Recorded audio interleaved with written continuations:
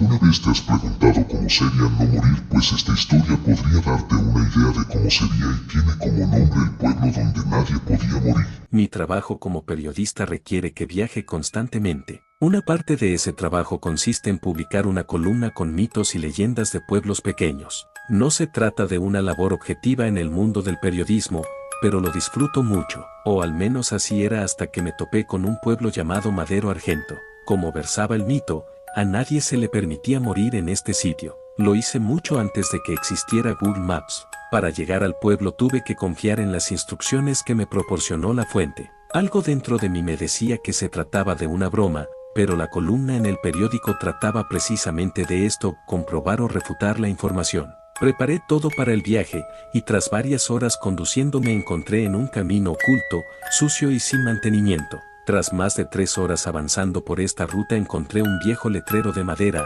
la primera señal de civilización.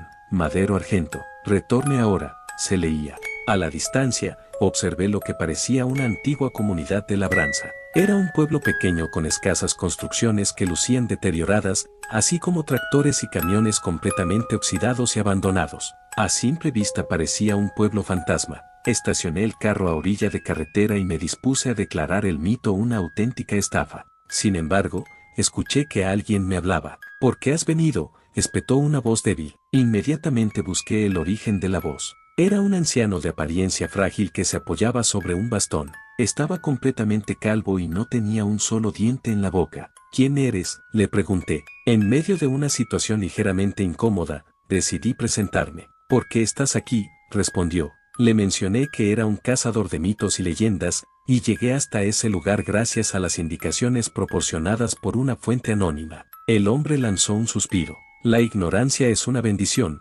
pero ya que has venido, tendrás aquello que viniste a buscar. En ese momento me percaté de que el anciano tenía la pierna rota. La arrastraba mientras cojeaba con mucha dificultad, pero lo más extraño era su piel, cubierta por arañazos que parecían recientes. ¿Estás bien?, le pregunté con cierto nerviosismo. Simplemente ignoró la pregunta e hizo gestos para que lo siguiera. ¿Vives solo en este sitio? No, hay otras personas. En el suelo observé un pájaro con el torso desgarrado y los órganos expuestos. Aparentemente lo mató un gato o perro. Sin embargo, aquel animal intentó moverse a pesar de sus graves heridas. El pájaro está, intenté decirle. El anciano observó al animal con desdén. Aquí está prohibido morir. No se permite que nada muera, respondió. Lo seguí hasta el interior de una casa antigua. Tan pronto como atravesé el marco de la puerta principal, un hedor a carne podrida asaltó mis fosas nasales. Casa abandonada. Una docena de personas, con diversos tipos de mutilación, estaban esparcidas en la sala. Sin embargo, seguían respirando. Vivían con heridas que habrían matado a cualquier ser humano. Se demostró la veracidad del mito, aunque yo no podía creerlo. Debemos solicitar ayuda, dije mientras observaba a un hombre cuyos huesos de la mano sostenían unos cuantos colgajos de piel. Eso solo empeoraría la situación, respondió el anciano. Saqué el teléfono completamente dispuesto a llamar a emergencias. Sin embargo, en aquel remoto lugar no tenía una sola barra de señal para solicitar ayuda. Siéntate, vamos a platicar. Completamente avasallado por lo que veía, no logré encontrar las palabras para formular un argumento coherente. Has venido para conocer la historia de Madero Argento, y te la voy a contar, dijo el anciano. Me senté y observé a todas aquellas personas sufriendo en ese lugar. La mayoría tenía heridas tan terribles que ni siquiera les permitían hablar, y se limitaban a emitir gemidos de agonía en el lugar donde estaban sentados. Cada herida parecía reciente, como si se las hubieran hecho ese mismo día. Desde la fundación de este pueblo en 1911, nos desempeñamos como una típica comunidad agrícola, un pueblo pequeño que no es de mucho interés para los visitantes. La mayoría nacimos y crecimos en este lugar, por lo que esas extrañas ocasiones en que alguien nos visitaba se armaba un revuelo. Era motivo de celebración. El hombre se detuvo un instante para observar su pierna rota. Entonces, en 1956 un hombre llegó a Madero Argento. A bordo de un auto de lujo y vestido con finas prendas, contrastaba demasiado con el modesto estilo de nuestro pueblo. Dijo que no venía a hacer negocios y mucho menos establecerse en la región. Simplemente quería vivir un año en nuestra comunidad.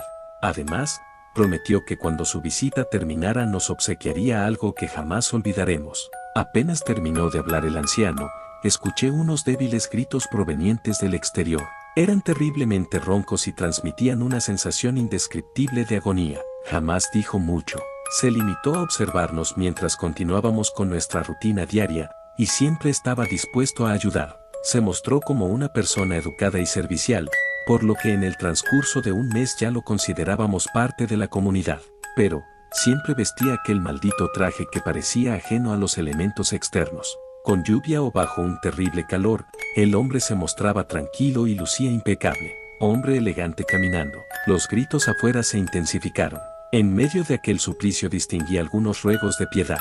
Después, cuando terminó su año en Madero Argento, nos hizo una pregunta muy simple. ¿Qué pregunta?, le dije. ¿Quieren vivir para siempre? Se detuvo un instante y volvió a suspirar. Los gritos del fondo parecían intentar llamar mi atención, como si supieran que estaba allí. En un primer momento nos reímos de la propuesta. Aunque la muerte no era nuestra enemiga, tampoco la queríamos cerca. Tras un extenso debate, el pueblo decidió llevar la respuesta a votación. Ya puedes ver lo que elegimos. Me aproximé a la ventana intentando averiguar el origen de los gritos. Quería salir corriendo de ese lugar, pero algo en mi interior me lo impedía. Sentía una profunda lástima por la gente de Madero Argento y realmente pretendía ayudarlos. Entonces, vivirás para siempre. El anciano asintió. Prometió que nuestros cuerpos se mantendrían siempre jóvenes. Desgraciadamente, cuando el paso del tiempo dejó de afectarnos, perdimos la capacidad de sentir sed, hambre y la necesidad de dormir. Somos inmunes a las heridas, enfermedades o destrucción, pero no podemos sanar. Cada una de las lesiones que sufrimos,